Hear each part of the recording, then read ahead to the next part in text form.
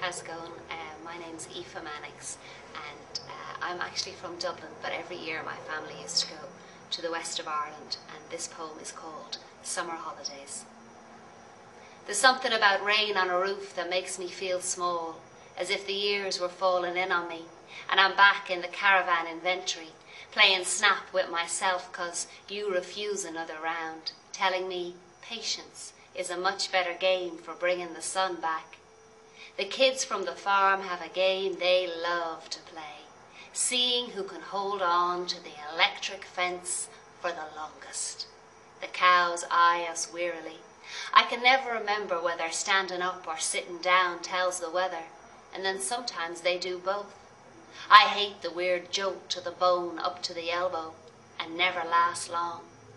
Those country kids can hold on forever, their eyes electric, and they all know how to smoke, can ride horses, swim in storms, and head for the big city at the first opportunity.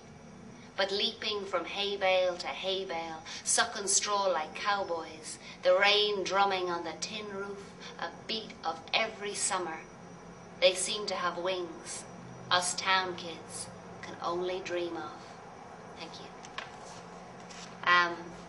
I reckon there's a few things wrong with the world, so come up with a plan. This is going to fix everything. It's called My Revolution. In my revolution, there will be free ice cream. The old will become young. Trouble will be over before it's begun.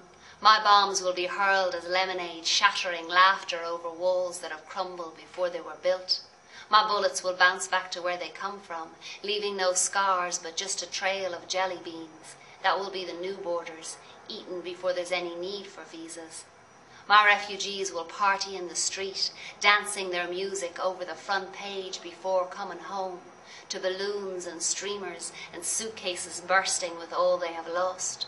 My soldiers will wear only their birthday suits and hand out presents of brand new futures that have no ties. My politicians will be acrobats who ride horses bareback and never utter a word. My followers will always be one step ahead of me, setting off fireworks in nobody's name. In my revolution, there will be free ice cream. Thank you. And this next one was inspired by a classic. It's called I Will Survive. As long as I know how to love, of course it's tacky. Heartbreak is a tacky, messy business. And if you never sat on the edge of a sink in a ladies' loo in some dodgy nightclub, bawling your eyes out while your best mates and total strangers put their arm round you saying, "He's a bastard, don't be worrying about it, love," then you haven't lived. And real friends are the ones who are still there at 4 in the morning, holding your hair out of your eyes as you crouch over the toilet bowl, puking your guts up in between long, complicated tales of Michael or Sean or David or whatever his name is, who's the reason you haven't bothered to ring them for the past 3 months. And they listen to you with the patience of all the saints put together until this song comes on, when they haul you onto the dance floor, pouring still more vodka and Red Bull down your throat. And no matter how sophisticated you think you are, you will discover you know all the words.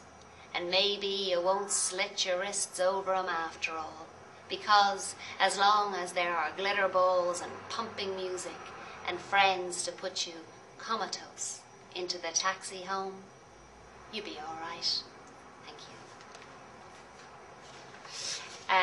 This next one is inspired by my favorite pair of shoes. It's called Doc Martens.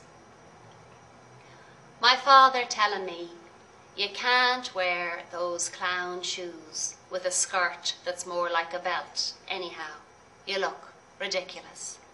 But I pay no mind, 'cause I'm air cushioned. I got ox blood in my veins. I bounce comfortable into a Friday night. I got steel-tipped kisses. I was made for kicking, not for the mean pinch of some tottering stiletto. I got my feet on the ground. My love is laced all the way up. Vivid purple stomping 18 holes and counting. My step is laughing. No blister worry. Trying to be somebody I ate. This one is called Waltzing with My Grandmother. My Nana in her 80s was full of arthritis and how the world was going downhill, yet spent 3 hours on her broken knees using her locked wrists to unscrew the plumbing under her sink, to retrieve the wedding ring that had slipped down the plug hole while she was doing the dishes, my granddad being nearly 12 years dead.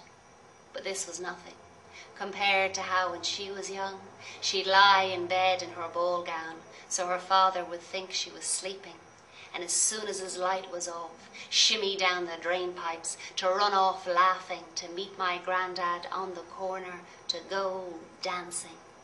And in one evening she loved to say they'd cover miles and miles together, spinning around the hole.